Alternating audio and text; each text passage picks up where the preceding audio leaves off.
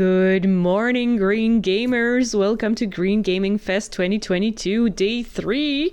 I hope you slept well. I hope you're feeling good today because we have a very big day planned for you.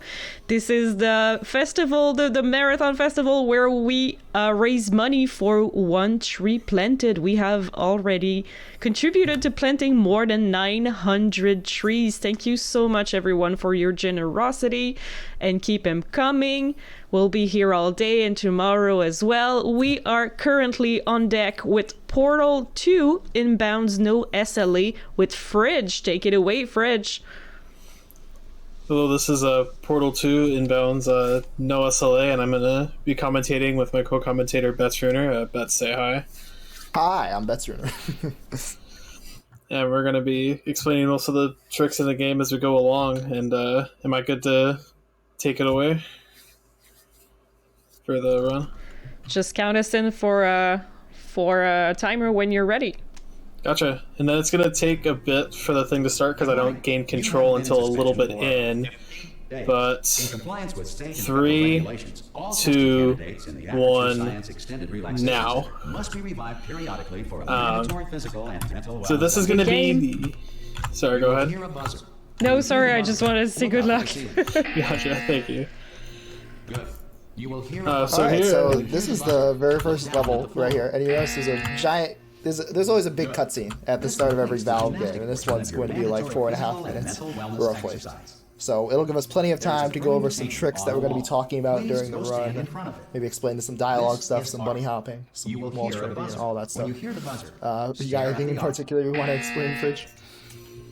Here, kind of what I'm doing is just kind of the starting stuff of, so by like looking straight up at the ceiling and looking at the floor is just to get the perfect timing for all of the starting cutscene stuff. And then shortly I'm going to be spamming my use key on the button. Now please return to and going to the door pretty quickly here to get Wheatley started as soon as possible. And of course the introduction to some people's favorite character, some people's least favorite, Wheatley. Here he is. And kind of in this point I'm going to show off some of the movement tech just because Wheatley's going to be talking for quite a bit here. And I just, he's just going to do his thing. He's going to get us to where we need to go. But you'll be seeing a couple different movements in this game. So there's going to be bunny hopping, which is basically I get more speed while I'm strafing on the ground here. And this also applies to anything in the air. So if I'm jumping and I'm moving my mouse to the left while holding A, I'm going to get more speed going in a direction, and by combining left and right strafing, I get a lot of speed going forward. Another thing you'll see is I'll start all of my B-hops with like this kind of motion where I'm waving my mouse across the screen. This is gaining that ground speed and then jumping to then move it forward. And that's going to be how I start most of my B-hops. Then if I'll be looking into the wall here and see that I'm kind of getting a lot more speed than I would by just walking. Here, hold on, I gotta jump for Wheatley here. Just tell me, just say yes. Okay, so I just gotta jump here a little bit. You just jumped, but never mind. Say apple. Apple. And you know what? That's close enough. Just hold tight. Basically, the way that I'm getting so many jump inputs as well is that to get frame perfect jumps on every single one of my hops, I'm going to be doing CTG, and then also I have my jump bound to scroll wheel, just so that it's a lot easier to get those frame perfects. And CTG, how that works is because of how this source game works in particular. This is going to also help give me perfect ground frames by manipulating my hitbox a little bit to get those perfect hops. Yeah, so basically when you jump in this game, if you're crouching or not, you're going to get a different height on the jump, and so we can use that to manipulate and make sure we land right on the ground, and it will happen like right when a new tick happens, and then because of that we're able to make sure that we can have 0 ground frames at all, which basically means we're going to get less speed subtracted from each individual hops. Speaking of which, ground frames, you have a nice thing up on the middle of the screen with a lot of text, and that's from a plugin that we use called SAR. basically it allows us to add just a whole bunch of like, not really, like the information is like useful in the run, but like it's information you would have otherwise through other means, like in the top left-hand corner, so show pause, that stuff's all fine during the run, and this kind of just moves to the center of the screen for better formatting. So you can see whenever he jumps and he's off the, whenever he jumps and he spends some time on the ground, you'll notice his ground frame counter goes up, which means he's either losing speed or he's just intentionally standing on the ground like he is right now. His angle just tracks where his mouse is. It corresponds like the angle his character is looking at. Velocity is obviously just the speed at which he's moving. The left one, I believe, is just the horizontal, and the right one is, I'm actually not sure which setting you have. Which setting do you have on that? It is vertical is the first value, and then horizontal is the second value. Okay, so yeah. And then the third one is just, in this game, we use a proof standard called demos. They're kind of like a hangover from like the old Quake engine back in the day. And Valve has like kind of kept them up to date and working here. So we still use those as proof standards, and he likes to have it up on his screen to remind him, like, to make sure he's recording them, so that way, you know, you don't accidentally miss out, and then you can't submit your PB run, because it is required for top runners to have them.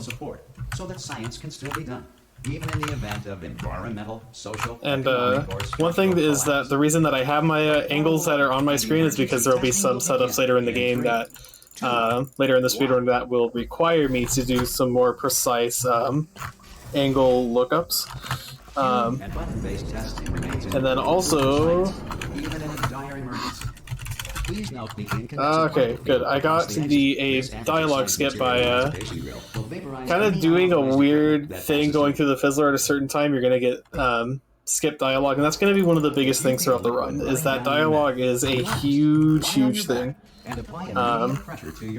Yeah, so in this game, Valve really wants to hear all the dialogue and everything, but there are points in the dialogue where one file ends and another one starts, and so if you make the game start a different dialogue instead of that, you can make it basically cut off the dialogue that you don't want to be playing, so that way you can get to starting the ending dialogue sooner. And that's why you'll see him standing outside of these elevators here, is because you have to wait to sync up with, so you'll fade as soon as possible, so you'll get out of the level as soon as possible. You have to make sure that you're hitting a level load trigger at the time when the dialogue ends, because those are interspersed throughout the elevator. They're not just the whole way down. Yeah. And you'll see that there's one employed here at the end of the thing, at the end of this little corridor section. He times his walk-off here to align with some of Wheatley's dialogues. That way he cuts off the announcer, and then he can make the announcer get cut off again, so that the ending dialogue starts playing immediately. That's actually a relatively big time save in comparison to not doing it. Probably 10 seconds or more. Yeah, it is about 8 just for seconds. making sure you stand in a spot. Yeah.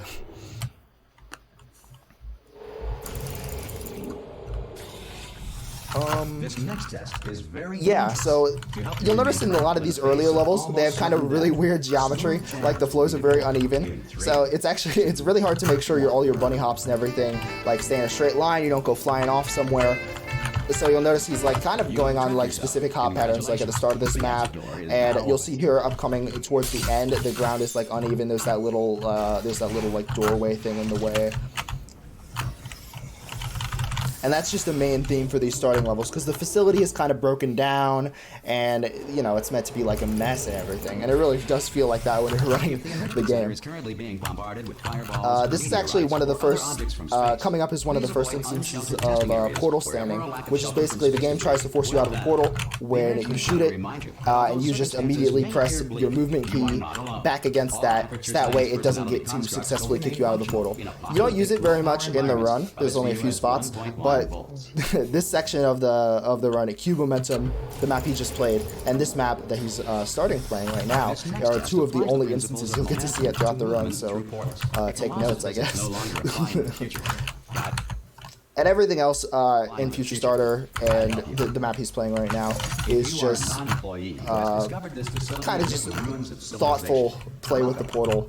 Like when he goes and grabs that cube, he just kind of is portaling it under him, then just grabbing immediately. For that, that's actually one of the, what he just did there is actually a button glitch, which you can basically do by just making sure that you walk on and off the button in a very quick succession. So you'll notice he lined up in a corner a little bit beforehand, and then he basically just held W, and that happens to line you up so that way you walk off the button at basically the same time you get on it. And then the game just thinks, oh, well, the button's just staying on.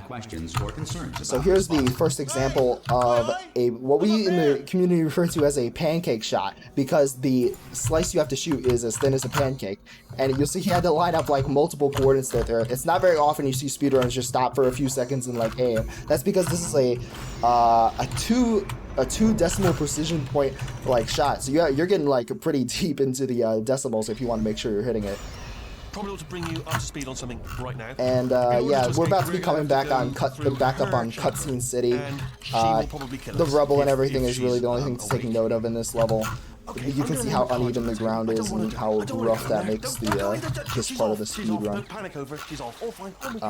Yeah. There she is. What a nasty piece. There is a trick to skip a decent bit of this, to skip the ending of this level. It's called Bet's Rider, and named after yours truly, where basically you can just jump out of the pod thing that's about to rise. I don't know, I don't know how familiar everyone is with the game, but you jump out of that and then you just stand on the incinerator and you just and then after that you can basically just fall down. And then that also gives you a bunch of really desirable effects for the rest of the game too. Like it makes you invulnerable. The turrets can't shoot and kill you. The goo can't even kill you, even though you're fully submerged in acid. So. And it's a really cool trick, but unfortunately I will not be showcasing it today just because it is not something that I have personally practiced enough to feel comfortable with it, since I could lose a lot of time if I fail the trick, and it's ultimately not something I have fully practiced. Yeah, and it's very difficult. Only the very few like top runs are doing it at this point. There's not really a very consistent setup. It's yeah, it's not the most popular yet. It'll be a little while before it's incorporated beyond like the just like top 2 or 3 runs.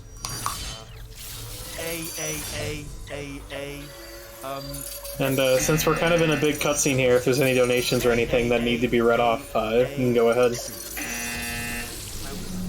Hey, thank you. There isn't any donation right now, but we are accepting all your donations today. We have some incentives running right now. So today we're gonna have a Beat Mania showcase. It's gonna be very exciting. And if you want to hear some meme songs, if you want to hear 15 minutes worth of extra meme songs, go and donate. We have an incentives for that up on the Tiltify right now. We also have one for Minecraft No Jumping. So I don't know, I feel like jumping in Minecraft is pretty important, especially for speed strats. So if you want to have a runner just not be able to jump, that's something you can do. That actually does sound super interesting. Like, do they just get stairs, or like do they just build stairs everywhere? That's yeah. Actually, I would like to see that. Me too. Get them in, everyone. Thank you.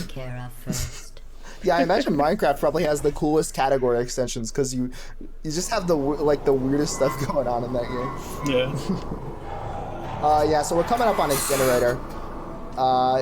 Basically, GLaDOS just threw you down into hell, so that way you can go and grab the double portal gun and make your way back into the main testing track. And you'll see coming up here, after doing a little bit of bunny hopping around at the start, he's going to be walking around a trigger very, very precisely. You're going to notice he's going to crouch for it and try and get around it. That's so GLaDOS it doesn't start like a long-winded speech, which will prevent him from grabbing the portal gun. And then after that, he's able to move freely throughout the level, where he can just portal stand repeatedly, as explained in Key Momentum and Future Starter. And this whole time, there's a whole bunch of dialogue going on, and if you don't do it kind of precisely right, you have a kind of chance of getting some bad dialogue that just loses 10 or so seconds. So there's nothing to stop So us yeah, from testing it's very for the rest tough of your to life. After get that. There is some slightly like super fast dialogue, but that's incredibly hard to get. You have to pretty much play the level absolutely perfectly to get it. Coming up on laser intro. This level is kind of just a jump straight to the end because Valve forgot to make the portal non-portable. And the way it actually works is when you walk into the chamber, the wall will just move down after a little while, and in that time when it's moving down, you can't portal on it. But before that, it's a free game. This next test involves discouragement redirection. A lot of these earlier levels. Oh, I know. You go. And a fun fact about these first couple of levels, even though these are the first 2 levels in the game with lasers, we do not use these lasers. So, kind of just a funny little nuance of speedrunning. How did you get over there, by the way? That was a really far distance from both the portals, actually. Like, sometimes the cube will just fall off the platform and it's like, okay, that happens. But that one, it was like 8 miles away. That's interesting. Although, this is actually an interesting level to talk about because this is our very first instance of seeing the instant laser glitch. Basically, when you shoot a portal with a laser going through it, the laser instantly activates whatever's on the other side. So because of that, you can get both of those activated for just like the smallest bit of time. And if you're pushing up against the door will just let you through as long as all the things are activated for the end condition. So that's what you had to do in that level. And you'll see that happens several times later in the run, just through various different means.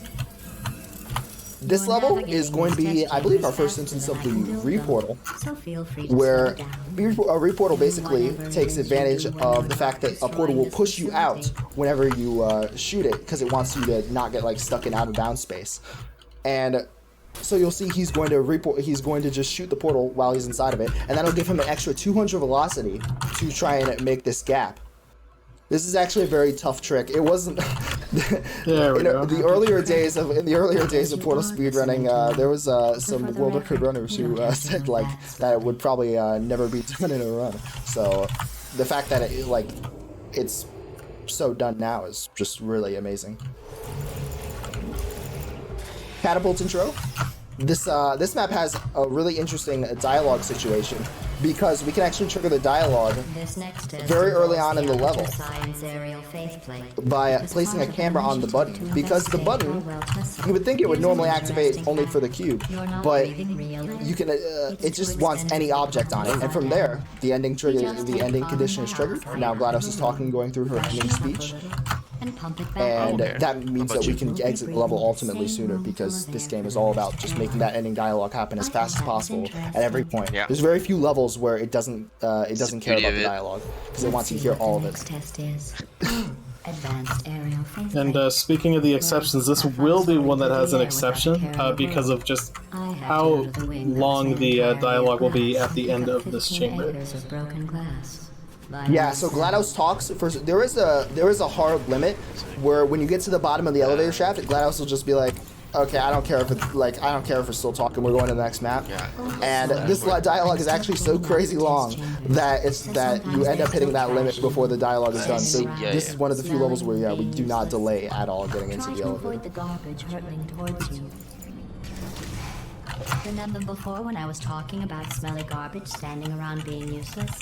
That was a metaphor. I was actually talking about you. And I'm sorry. You didn't react at the time, so yeah, so I was upcoming is a interesting glitch. It's called the Super Reportal. So you imagine it's going to be even better than the regular Reportal. The run player? The way it works is you have to get yourself stuck in the ground, and then if you're inside of a portal hitbox, so if your portal is just kind of around you, and you keep shooting the other portal, you will repeatedly gain 200 velocity. So you see he's going to look down at a precise 63-degree angle, and then shoot another portal, like kind of just a little bit in front of him, so that way he's still in that hitbox. And then he's just gonna spam on the wall, and every single time he shoots, it's 200 velocity added to his upward velocity, and that will allow him to just strafe straight over to the end. It's actually a miracle that was found. It was actually found by accident with Nex, who was there was a runner named Nex on Ricochet who was just looking down at a random angle, shot, and happened to be facing a cardinal direction, and then he just noticed he was stuck very aggressively. and he was able to just hit a nice reporter. This level, despite being one of the most simple in the game, had a rod improvement come into it like 6 years into the game. We didn't know you could shoot under that floor. We just, for some reason, no one had ever thought of it. It was crazy. Even though it was such a simple thing. Yeah, the HLS gaming Then people figure it out like 6 years in. Well, like, everyone, the community just did like a massive facepalm because it's like, oh, well, that was obvious. Here's another example of some dialogue manipulation. There's a trigger up here where every time you hit it, Wheatley progresses his dialogue like one time, and you wanna hit it 3 times, so that way he just goes straight up to his ending dialogue. So basically, we manipulate that by crouching and uncrouching at very, very, very specific intervals, so that way we exit the trigger and enter it just several times, because your hitbox gets like pulled around when you're crouching, and it just makes you enter and exit it a bunch. And then after that, it's kind of just almost the normal chamber where you just do where you just go and press the button, get the cube, bring the cube over to the laser, and kind of just get it like laser the receptacle at the end. It's basically the intended solution with a little bit of less faith plate usage, because we don't want to have to go walking all the way back to the faith plate. Obviously, it sounds like a big hassle, doesn't it? Piloting a blimp. You'll find a lot of these earlier levels can use like a lot of flings to get like around where they want to go, as opposed to like trying to do like having some more complex mechanics like Enjoy this next like Okay, say so, glitch in Halo 1 or anything like that, like you know. that last This is HLS Ricochet. footage you're talking This is about. the epitome of fling levels. You literally just constantly are flinging around the map. You'll see he's gonna fling over, grab this cube, then after getting it, he's going to shoot 2 portals on the ground. He's going to fling out of those, drop it straight up, use the funneling of the portals to suction the cube back into it, so that way it can fall and go straight into that laser. And then off of that, he's going to time it perfectly, so that way he can arch off the panel and just be sent straight to the end. Bit unfortunate of the cube to not fully stay on the button, but still cool route nonetheless. Yeah. It's really difficult to get that cube to stay on that button sometimes. We've all had instances where it just flies off for a little bit. Bridge Intro, the map he's currently on, is is almost the intended solution actually. You kind of just work your way through the level with one minor modification at the end. You're gonna see he's just gonna shove a cube through the glass, because if you have a portal near the glass, then for some reason, game is just like, I don't know what to do with this. I'm just gonna let you just push it through the glass. And the only downside of that is you don't have really a lot of control over where the cube goes. So it can kind of just fly off in random directions, and you don't really have very much of a say. So you saw like it kind of just bounced off the button there, and he was like, okay, well, we gotta just go place the cube on there now, because at a certain point it'll just start losing time if you go for it. But it's something a lot of runners do just to try and save like that little bit of time. Because, I mean, you kind of got it when you're going so fast. Good news. I figured out what to do with all Upcoming is Bridge the Gap. Basically, the whole level revolves around flinging yourself across to an ending area, and a giant 50-second cutscene with Wheatley, which, if you do the right hopping pattern like you just did, you can avoid the whole thing, saving yourself 50 seconds of just waiting, doing nothing, listening to him talk about getting pecked by a bird. Commentators. Following that, if you just do a small reportal on the surface across from the ending, then you're able to just fling yourself across to the ending. To the end of the level, place the cube on the button, and go over to the ending. Oh, there's lots of room here. Did well. Upcoming is the very first level with turrets, which is fittingly called Turret Intro, and basically you just portal yourself around the level. It's very intended almost. We don't do very much different, we just do it really, really, really quick. And you'll see he's just portaling himself around and until he gets to the ending, flinging himself. He grabs this cube, brings it over to the ending, and then yeah, just bunny hops over, because the turrets, they can't really kill you that quick in this game. You kind of just, you can sponge a lot of bullets, so he was able to just sprint through 2 turrets shooting him. To maintain a constant testing cycle, I simulate daylight at all hours and add Laser relays is another interesting example of excellent dialogue manipulation, because the ending dialogue on this level only starts if all 3 laser things are hit and the cube is on the floor. So you'll see he's like pre-shooting portals here to make it so that way when he drops the cube, it's going to automatically trigger the ending dialogue. You know how I'm going to live forever, And but you're going to be dead in yeah, that 60 will years. As stated before, yeah, that's pretty much all you need to do in this game. Is you're just trying to get the ending dialogue started as soon as possible, because that'll decide all your elevator fades. Very few exceptions to that rule. What's important is it's a present. You'll also be able to see it upcoming in this following map, which is called Pull the Rug, because you... Oh no, this is turret blocker. Oh, whoops, my bad. That's actually the very... Well, yeah, you're jumping ahead there. You'll see, yeah, that was the very first instance of a damage boost throughout the run. Basically, we use the turret's bullets to shoot us forward, and they give a whole bunch of speed, which allows them to make a very large gap over, and then just basically jump down on the other turrets, grab their cube, pop it on the button, go straight to the end. Very easy. Oh yeah, I jumped ahead like 3 maps. Jesus Christ. I think I was thinking of Laser Burst Turret, which is the level we're on right now, which has a bunch of interesting things. At the start of it, basically starts off like the intended thing. You just laser all the turrets, you know, simple as that. You go, you grab the cube, pop it on the thing. It's really intended. But then at the end here, how's the delay looking? GLaDOS, for the ending dialogue, it starts humming. And not many people are like musical like savants who like know like what all the notes are that GLaDOS is hitting. So it's actually very difficult to know the dialogue on this one, because you kind of just gotta get a feel for it, figure out which one is correct. There are some music people in the Portal 2 community who are like, oh man, it's just like this C sharp note or whatever, and no one knows what that means. So everyone else has just had to go through memorizing. Yeah, even audio, like And here's the level that I thought it was a few laps ago. Pull the rug. You just are going to put the laser in front of the cube, and then you're going to drop it out from under it. You're going to pull the rug out from under it, which is, I guess, why it's named that. And you saw he jumped up early there, which might appear to be slow, but that's actually also for triggering the ending dialogue, which, you know, is just the most important thing on every level. Coming up is the surprise. It's a very interesting, it's a very fun chapter. Also very short.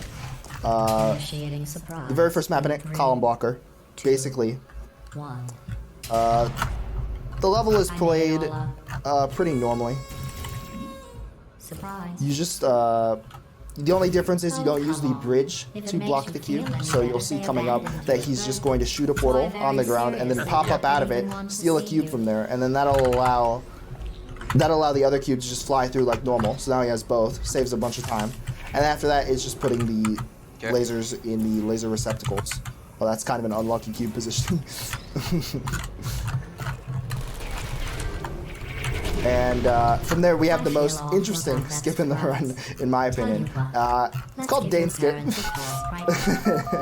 And basically, you do several precise coordinate lineups on the edge of the elevator. And what that'll allow you to do is it'll allow you to interact with the edge of the elevator door, and because you interact with the edge of the elevator door, it'll just kind of just start shoving you through the ground, because really buggy game, and the way we manipulate coordinates really encourages that type of thing. And that allows you to skip this whole cutscene where Wheatley starts talking with Jerry the nanobot and he gets fired for being a nanobot because he's too big of a nanobot.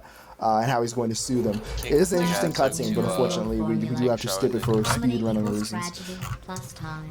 Following that is this map called Laser Training. This map is really cool because you just kind of get to see yourself fleeing across levels, popping down laser cubes. And it's really just more of a figure out how to fling yourself in the most convenient way possible without doing anything too difficult, because there's a lot of really insanely difficult routes for this map, but yeah, they're a little rough.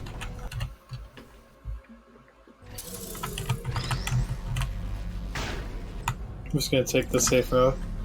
Yeah. Quick route was not wanted to be nice today, it seems. sometimes the cubes just don't cooperate when they hit the faith plate, and honestly, then they just fly off into nowhere. There's not really much you can do about that.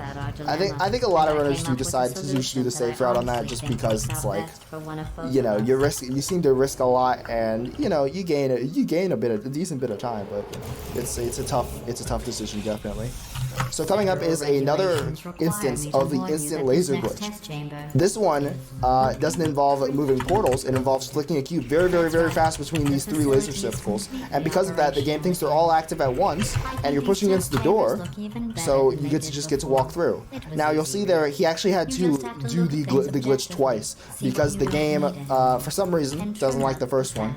And then on the second one, it will activate the dialogue. If you don't activate the dialogue there, you end up just sitting for the bottom of the elevator, and you lose 20 seconds. It's so he has to kind of stand around and do that for just about a moment. And now we're running on to Jailbreak, the part where Wheatley breaks you out of the chamber. And you can see he's going to do some fancy portaling here, so that way he can get into the room with Wheatley. Now, once he's inside the room with Wheatley, he can wait until Wheatley says a very specific phrase and jump out of it sooner. And it's a bit of a difficult jump, honestly. You really have to get your circle jumps down like nice and fluent. And from here we basically get to see what I'd say the movement, some good movement Portal 2 is known for. Curving around corners in Portal 2 is really, really tough because there's a velocity lock. After you get above 300 velocity, it really wants to stop you from moving in separate directions. So you kind of have to let yourself slide on the ground. So every time you see a corner here, you can't just continue your speed around that. You have to sit on the ground for a moment, let yourself get below that 300 velocity cap, just so you can turn the corner, which makes circle jumping a really, really important part of this. And you'll see it's a very big feature coming up in a lot of these levels, which are mostly bunny hop oriented, because in the background section, for some reason, they decided to include less portaling stuff. Despite the game usually being pretty portal heavy. Do you want to explain the Fulbright stuff? Yeah, so one thing that you may have noticed is that the game seemed a bit brighter than it normally is. And that's just because I've been running with a command known as Mad Ambient Light, which just brightens the game up a bit more, makes things easier to just see. Makes a lot of the tricks easier, and for this map specifically, it makes it not pitch black after I do a skip called Flashlight Skip, which is using Wheatley's rail and a couple pieces of geometry in the level to just skip the flashlight cutscene, which is about 30 seconds, if I'm remembering correctly. Sounds right to me. Yeah, so the Fulbright thing, it sounds a little bit controversial, I think, to a lot of other speedrunning communities. But honestly, a big reason we decided to end up allowing it, a little bit of rule discussion here in this commentary, hope you don't mind. But yeah, the big reason we decided to end up allowing it is because we noticed there were people who just had like really bad monitors, and it was just impossible to see in some sections. But other people, it was like, oh, they just have a really expensive monitor, it's really, really easy for them to see in all these sections. It becomes a trivial exercise for them. So we really didn't want it to be like, oh, a kind of pay-to-win type of situation. So yeah, I think it works out for the best that, like, you know, it allows everyone to compete on a nice, even playing field. It's pretty enjoyable. So now we're moving into Turret Sabotage, the map where you sabotage the turrets, as you might expect. The start level is kind of just, he's going to be doing a very interesting and difficult skip here, which is called Conveyor Belt Skip. Basically, you have to time your hops and get quite a bit of very good speed, such that you can make that very large jump that he just did, which he did second try. Very impressive. It actually definitely saved time. And you skip a very big portion of the conveyor belt area. And then after this, you're going to see coming up a instance of Pancake 2, the sequel to Pancake 1. Unfortunately, there is no Pancake 3. It is a Valve game. They can't count to 3, even by accident with glitches.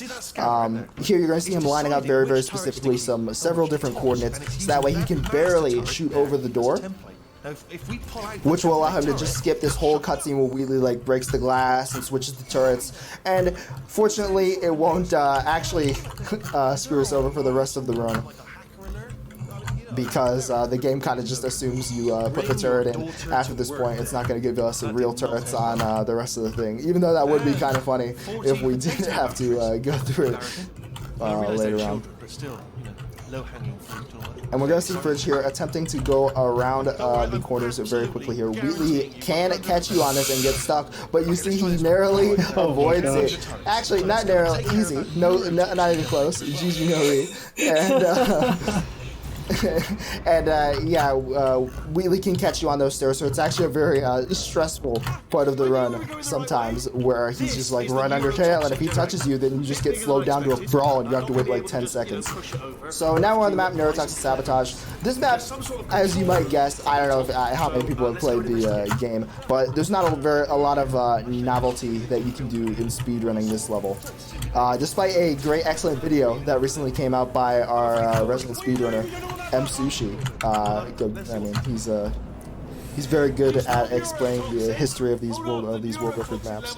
But yeah, as you can see, the only interesting thing that can be done in the full game run is he just shoots the portal through the door, because for some reason that door is solid to players, but it's not solid to portal shots. I have no idea how they did that one by accident. That's yeah. And now we're coming back up on Cutscene City, so if there are any donations to be written, now would be a good time.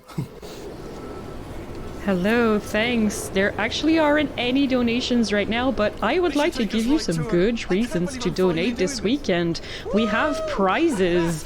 So we have a Game Boy Color and Pokemon Yellow combo. If you donate $20, you get a raffle ticket for it, and they actually threw up a second. So we have 2 Game Boy Colors. I think the second one comes with Pokemon Blue, and they both have UV skins that are absolutely gorgeous. We recommend you look on our Twitter. We have pictures.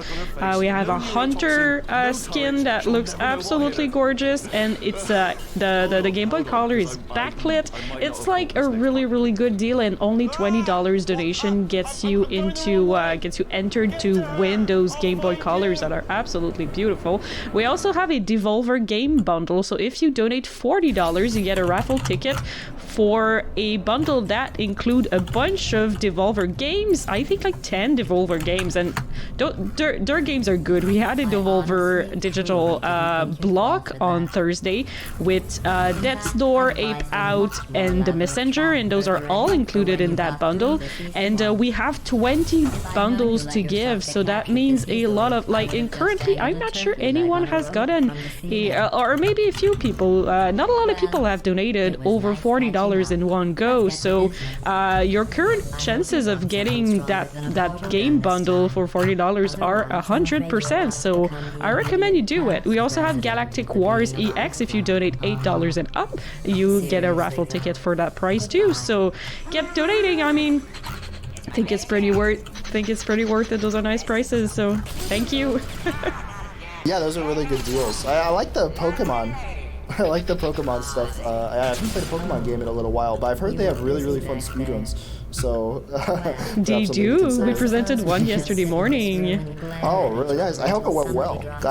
Because yeah, I know I think they're big into like RNG, but they always look super fun because the strategies you always are. Like, I'm sure everyone's seen the Summoning Salt videos where they go super in depth about all the stuff there. Very cool. Yeah, absolutely crazy. Yeah. Yeah, so now we're here on Core, where Wheatley is trying to replace GLaDOS. Well, spoiler, he's gonna succeed due to the help of our hands, because we can press a stalemate resolution button. And this level is pretty intended until about the midway point after Wheatley takes over, where we're going to do an interesting glitch named after the glitch founder in 2011, Nick Pedro skip. It's I mean, you'll see it when it's coming up, but it's kind of interesting. It might, it's kind of like a little bit of reverse Dane skip, because you get on top of an elevator and then you wait for it to go up, as opposed to just clipping straight down through the elevator. Wait, what if this hurts? What if this really There's actually a bit of a newer version where you do use saves and loads, save load abuse, to clip under the elevator a lot quicker, so that way you don't have to wait for it going up. But unfortunately, the category name is no save load abuse, so we will not be able to see that today. And since there was a bit of time, I want to say a special shout out to the people that developed the speedrun plugin that we use. It's absolutely amazing, makes things just a real breeze to run this game, and also with a lot of quality of life features.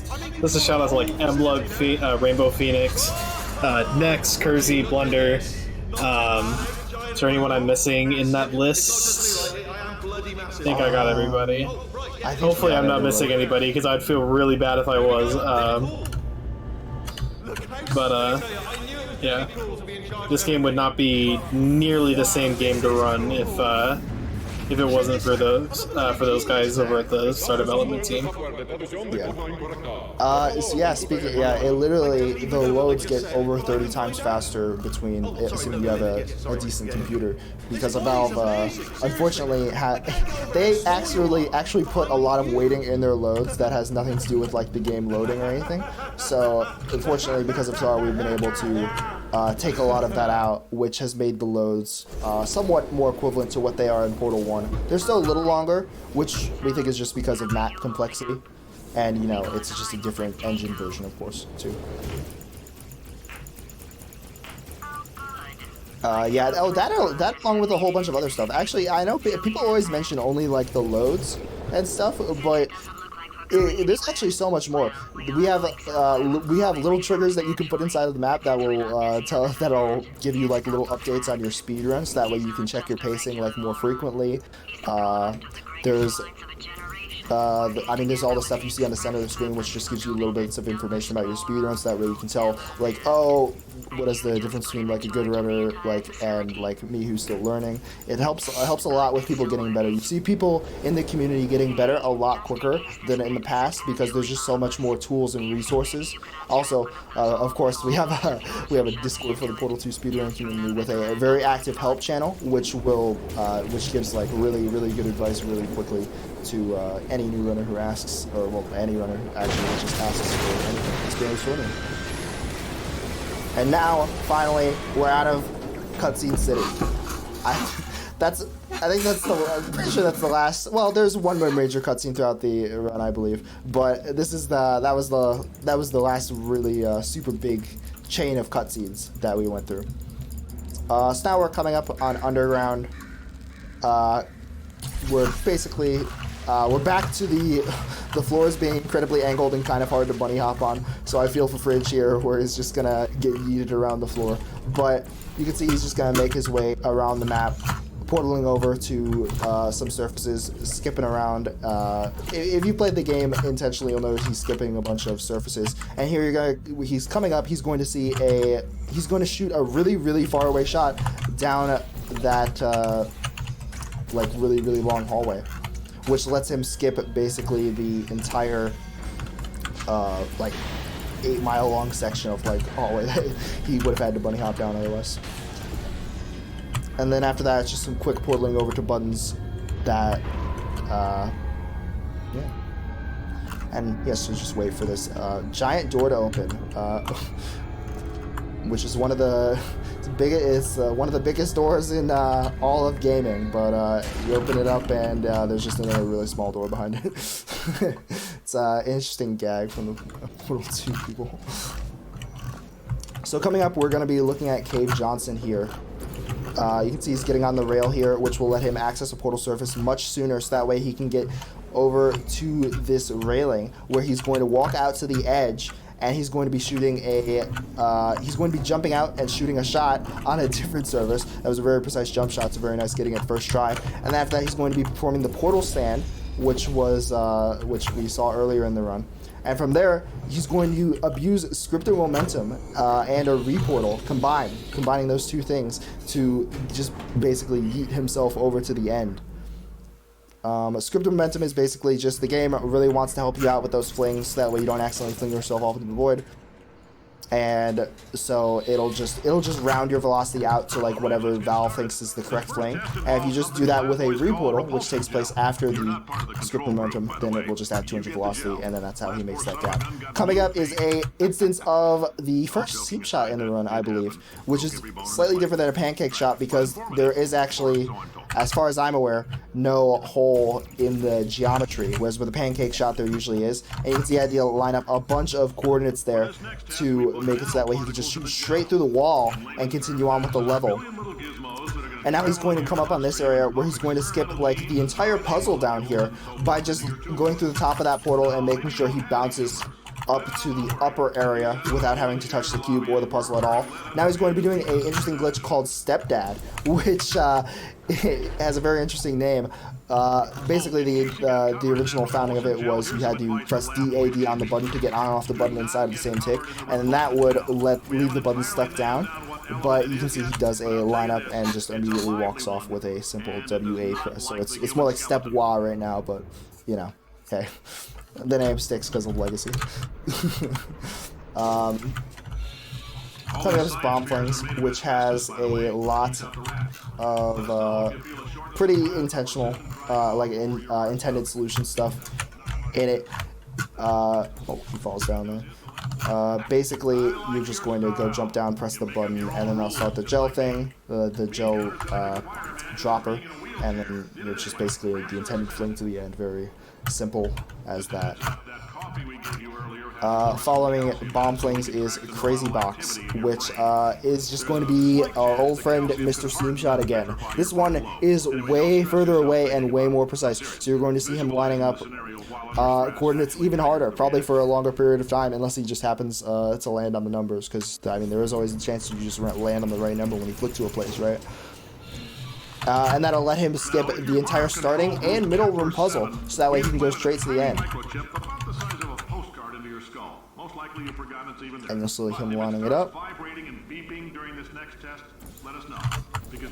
Oh, very nice. First try straight through there.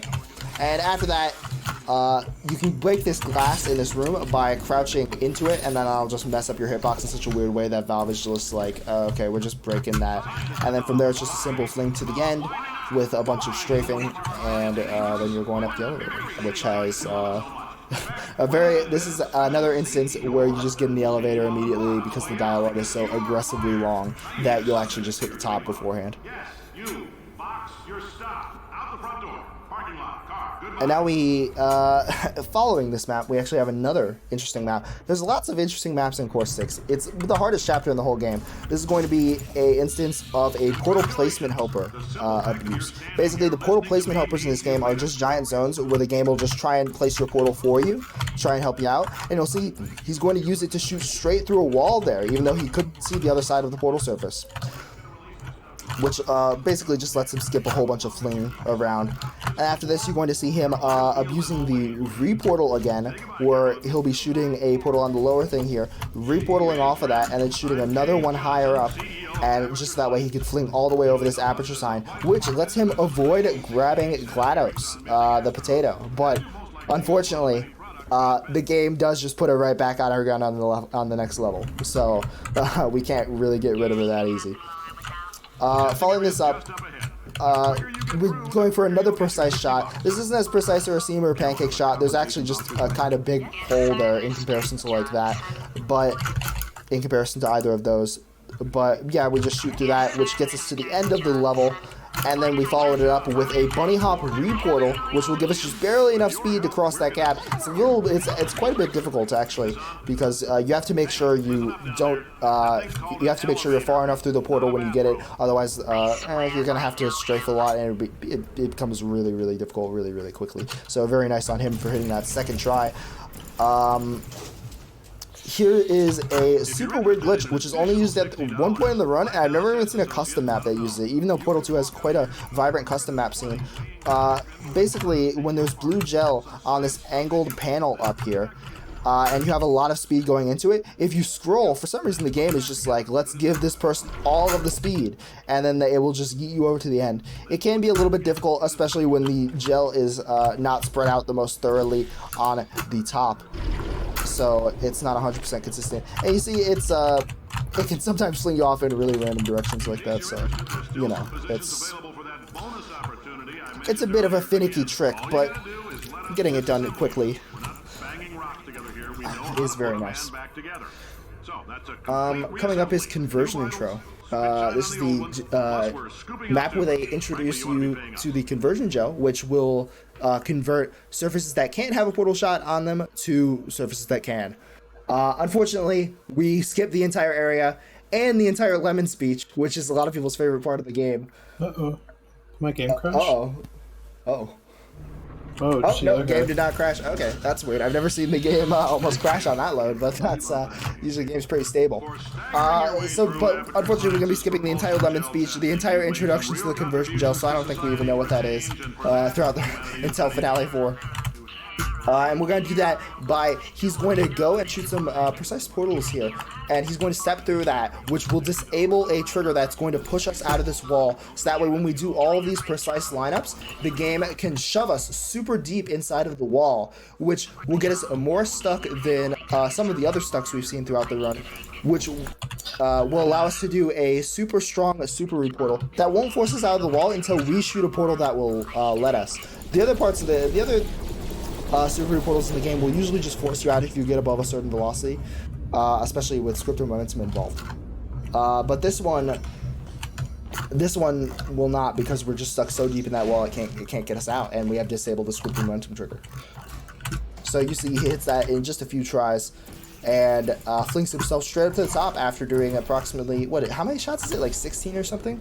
It is 15, yeah. 15, yeah, and it's 15, each of those giving 200 velocity, so you have to get really big velocity to get past that top area, and then it's just simple flinging to the end and strafing, not really anything super complex. Here's our first instance of the stuck launch.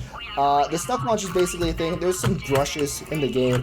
Listen, we don't need to pretend like we understand what that means, but basically there's some weird geometry in the game that if you just sandwich yourself between it, the game will think you're falling, and it'll keep giving you all the falling speed, but it won't actually like let you be falling. So you'll see he's just going to get himself stuck here, and his velocity is still going up. So that means he can fall down there at super big speed and then bounce off the gel all the way up, so that way he can see this area, which lets you skip a whole, like, several rooms of puzzles. After that, he's just going to bounce himself off of the pipe to fling himself to the end where he presses this button. Now we're going to see another clip stuck super portal, which is kind of similar to the conversion intro one. A little bit different, where basically you're going to just I'm not going to pretend I super understand it, but you're just actually, Fridge, do you have a strong understanding of this? My basic understanding is just because of how this game works with clip brushes. The player model will just get stuck in certain kinds of brushes. I'm not exactly sure which kinds of brushes the player tends to get stuck into. However, that is an instance where basically, because of how the portals are being placed, the clip brush just kind of sucks you into itself, causing you to get stuck and be able to do that super portal. Yeah, something with the hitbox too, because like you can see if you turn on the view of the hitboxes using the console, that your hitbox just starts falling, and you just want to shoot the portal away, so that way you can catch it when it's super deep. So yeah, something like that basically. So after that, it's basically just a simple super root portal up, followed by just going to the ending. And now we're on test. Kind of another cutscene map, but we get to skip a lot of it, fortunately, because we just kind of chuck a cube onto a button, and then Wheatley is we're against the door by the time it actually lands, because we throw it so high that, no one can even see it anymore. And that will let us skip through the major part of the cutscene where Wheatley is talking on and on about like how he's glad we're here because these cubes can't solve this test, even though they technically can by accident if you get very unlucky, and then they'll soft lock you so you can't complete the game. And you're gonna notice it's actually a very difficult throw here. You have to make sure to throw it really high and really far to the right, which is why it ends up. It's a very difficult trick for new runners. And, lots of experienced runners miss it quite a lot. And then after that, you just kind of go through the intended stuff. Up here, we're going to be playing through the I didn't get it. There's a trick there where basically you just jam yourself inside the door, and the thing will keep trying to like push you up and up and up and up, but you're not letting it push you up, and then it'll just send you flying all the way up to the top, which lets you skip this long elevator road. Which it's not a very consistent trick. I don't think world record hits it or anything, right? No, the only time that strat is really ever used is if you're just kind of showing it off for fun in a marathon, or if you're playing some challenge mode, which is going to be this game's ILs, in which only about 30 runners have ever done it. I am one included. Gotta be some tests. Yeah, I mean, it's not the newest, like, if you're into the Portal 2 community, but it is fairly new in terms of the amount of runners who could have tried it. And also, it's not free. You have to make sure you can get, like, the entire rest of the map. So yeah, it's a rough one. So coming up, we're gonna see our very first instance of the crouch fly glitch on a funnel intro. How appropriate! The very first time we get to see a funnel, we can glitch it. And basically, this is what a lot of people see when they see a Portal 1, their Portal run, they're just like, "Is this no clip?" Because they can see us just floating around. We assure you, it's not no clip. We promise. It's a bit against the rules. Yeah, basically, if you crouch and uncrouch in a funnel, either of those, after getting to a state where you are stood still, your player, I believe it's called a shadow, will just go to sleep. It'll just be like, whoa, and then the game will stop keeping track of it, and then from there, the zero gravity effect will just be continued to be applied to you until you change your crouching state again, or after going through a load, you get updated by touching another funnel. And yeah, you can do the crouch fly glitch. The crouching is a little bit of a misnomer in some instances because you can also do it while standing as well as while crouching. It just involves, like, you just have to change your crouching state, like whether or not you're crouching, so either works. Yeah, so this is wall button. You see we're going to kind of use the crouch fly glitch to float across the gap here and be pressing this button, waiting for the cube to drop down, because the cube can't actually drop down, unfortunately, until the platform stops coming to you. No idea why that is. Probably like a hammer thing. The hammer is the scariest map at this point. And then after that, it's going to be a simple cube throw up onto the button here, which will let us just skip the entire usage of the funnel very nicely.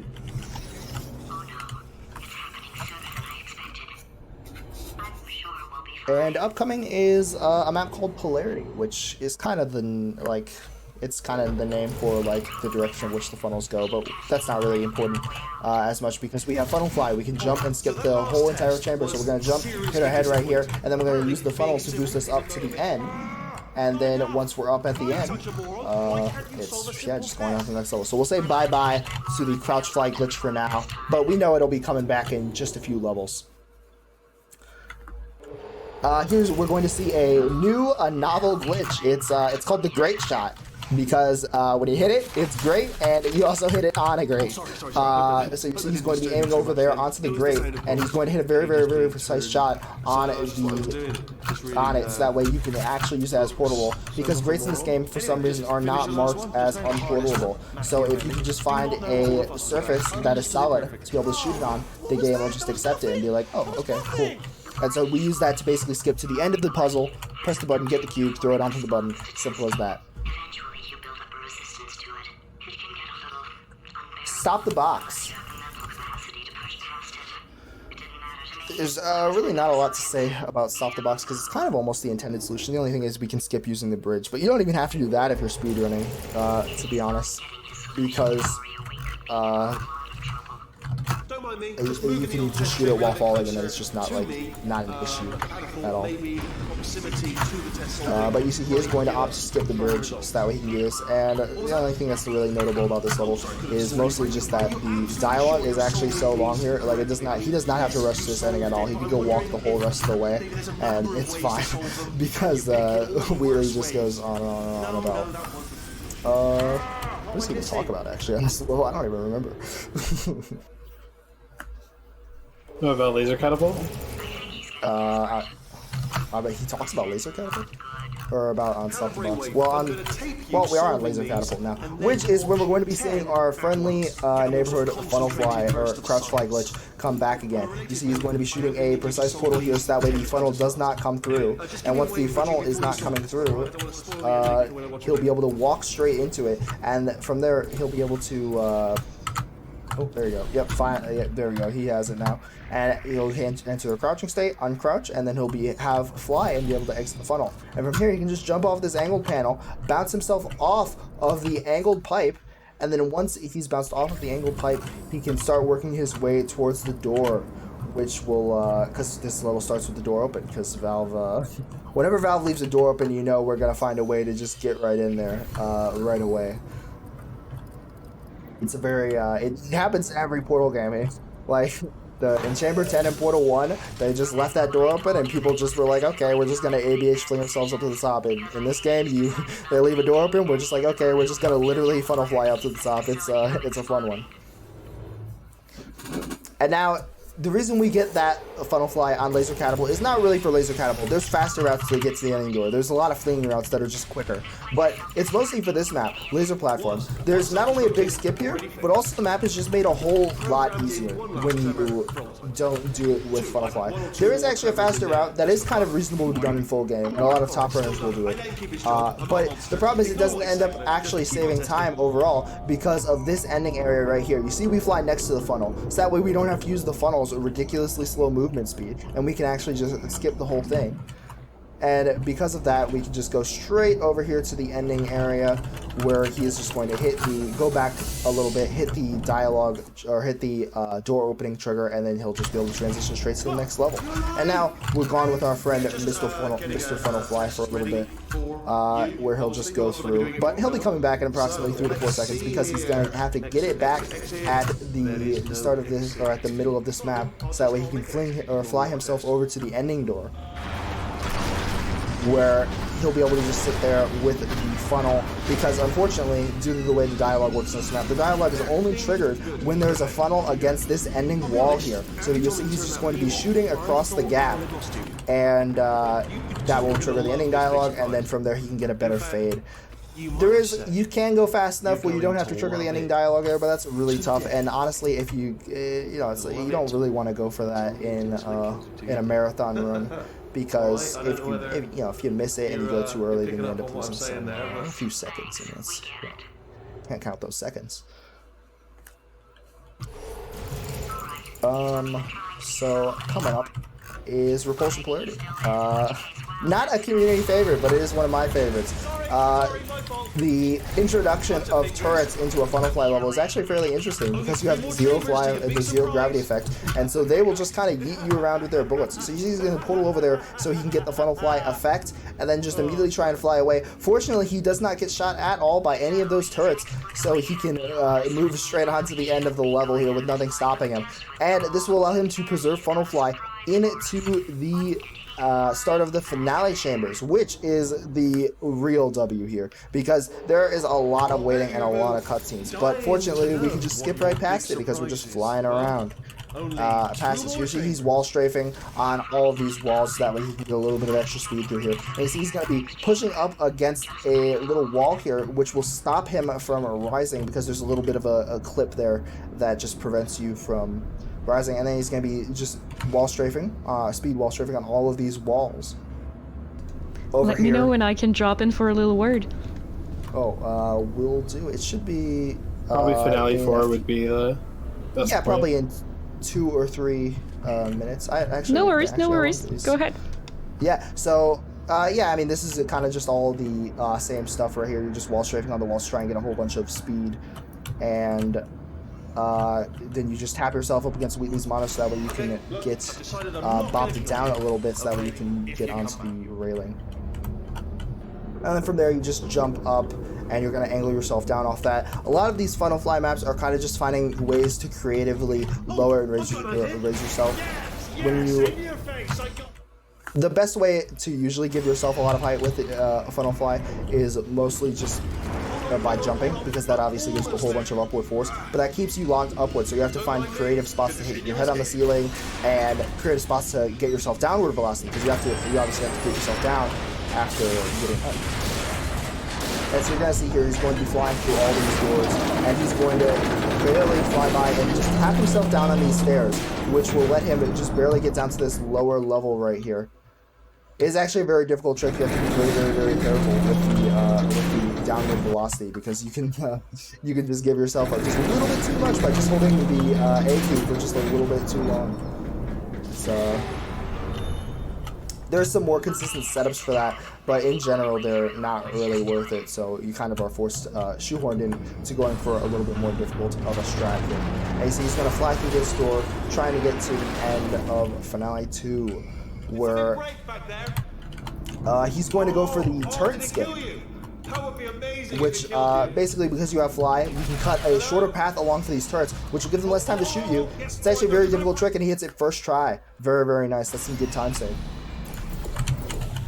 And now, you're just going to portal through these full hallways of Finale 1, where he'll just be going through, jumping around, dodging bombs. The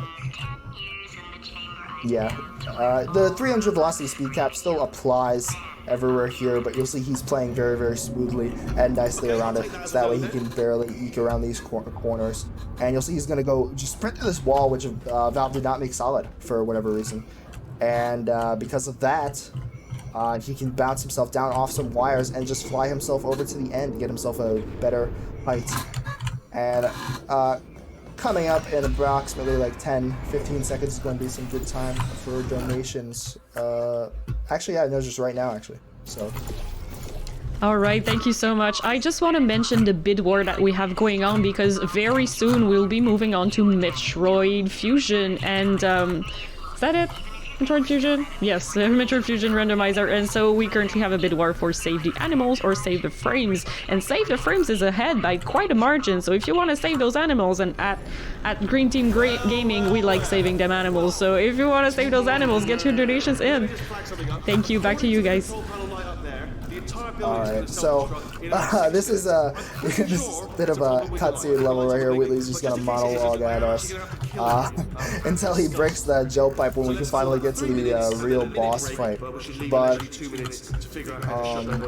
here's our first instant conversion gel, I guess. So just on the final level of the game here, a little bit of a skip. The boss fight is mainly going to be you just hit Wheatley with some of his own bombs, because for some reason he's launching those at you, even though that's the only way he could really lose, as opposed to just waiting for the neurotoxin to go.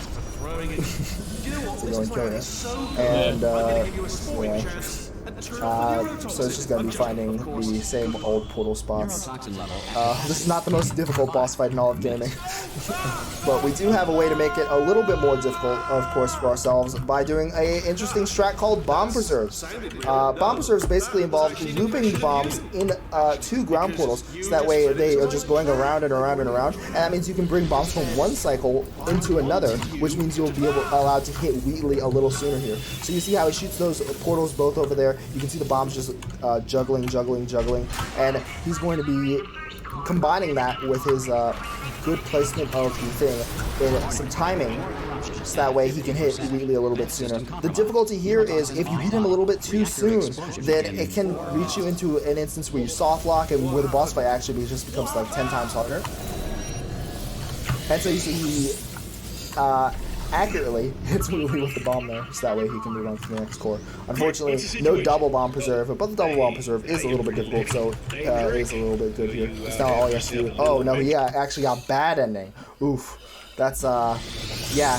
So this is what we were talking about, where the boss fight becomes significantly more difficult, and gonna have to load a earlier autosave, because yeah, the boss fight's quite. It's you're gonna lose like a good old minute or two, even if you're like the best speedrunner, if you try and play through a bad ending Wheatley. Oh, that is very unfortunate. Quick, what's the situation? Okay, barely able to grab that that Warning. core there. 75%. Reactor explosion. And now, because no more bomb reserve, we're just waiting for the incantation to come to us, basically. This facility will self-destruct in 2 minutes. I told you not to put these cores. And we just has to. So all this time that he was shooting, that he was preparing to shoot bombs, that would have just been, yeah, that could just be safe. But it's yeah, it's No, a lot of it's very difficult to hit double bomb preserve because you kind of have to get that precise timing twice in a row. But fortunately now we're grabbing the final core here, which will put us about a minute away from ending the run because we has to do a little bit of a final monologue where the goo accidentally gets cleaned off. And we're going to get to see an interesting trick called fast moonshot here, where basically we're going to be able to see the moon becomes active just a little bit before you get blown away for the cutscene part of it. And we're just going to snipe it just barely in that time. And you see he's going to do this by doing a little bit of a setup on the ground where he forces the gel, where he forces the import to get stuck on the conversion gel, even though it's gone. And then from there, it's just a simple lineup and holding mouse 1 or mouse 2. I don't know. One of them. Please press the stalemate resolution button. See, you can get it first shot.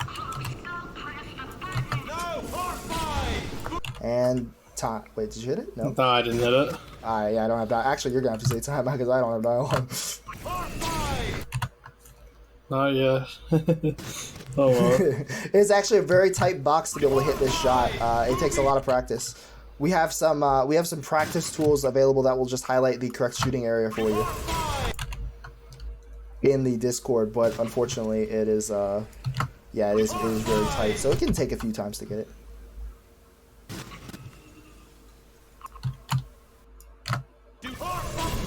There we go, time. Okay. Yeah. Honestly, I'd probably still say time because it loses like straight up 15 seconds to be able to get that. But yeah, that's time, and that's the Portal 2 run for you. Lots of interesting tricks, lots of glitches. Good times. Thank you so much for running this for us this morning. This was so technical and complex. This is a lot of fun. And this is my favorite part. Space. And you are not coming back. Yeah. Thank you so much. She did 1 hour 8 and 31 seconds. GG. Awesome. Oh, nice. That's pretty good. Thank you everyone for being there this morning. Thank you for both of you, Fridge and Betrunner, for commentating and presenting this run this morning. We really appreciate it. And yeah, we will be back soon with Metroid Fusion, Randomizer, and Lenifis. We have met the incentive for the fight of Ridley X and the mystery mode. Currently, Kill the Animals, Save the Frames is ahead in the bid war, but it's not too late to get your donations in while we are doing the setup. So thank you all for your generosity. This will be all for me today.